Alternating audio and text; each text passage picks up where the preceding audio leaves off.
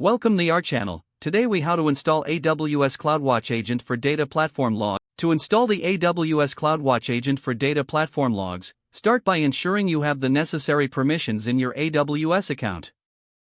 Log into your AWS Management Console. Navigate to the EC2 dashboard. Select the instance where you want to install the CloudWatch agent. Connect to your instance using SSH. If you are using an Amazon Linux or Ubuntu instance, run the following command to install the CloudWatch agent. For Amazon Linux, use sudo yum install y Amazon CloudWatch agent. For Ubuntu, use sudo apt-get install y Amazon CloudWatch agent. After the installation is complete, verify. You can use the wizard to generate the configuration file by entering the command /opt/aws/amazon CloudWatch agent /bin/amazon CloudWatch agent config wizard. Follow the prompts to specify the data you want to monitor. Once you complete the wizard, the configuration file will be generated at the specified location. Now, start the CloudWatch agent using the generated configuration file.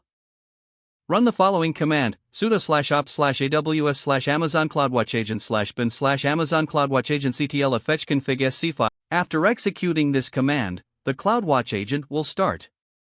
To confirm that the agent is running, you can check its status using sudo /opt/aws/amazon CloudWatch agent /bin/amazon. Now, navigate to the CloudWatch section of the AWS console. You should start seeing data from your instance and the CloudWatch metrics shortly.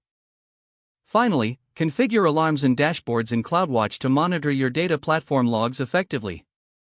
You are now ready to use AWS CloudWatch to monitor your data platform logs.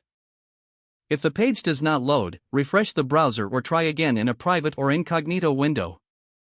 Make sure you are using the correct email address, then retype it carefully to avoid small typos. If your password is not accepted, use the reset option and create a new strong password you can remember. Check your spam folder for verification or security emails, then complete any requested confirmation steps. Enable two-factor authentication if available to improve account security and reduce unauthorized access risk.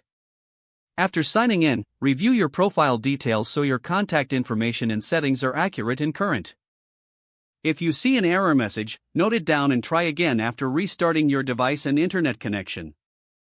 Log out when you finish, especially on shared devices, to keep your account and payment information secure. If the page does not load, refresh the browser or try again in a private or incognito window.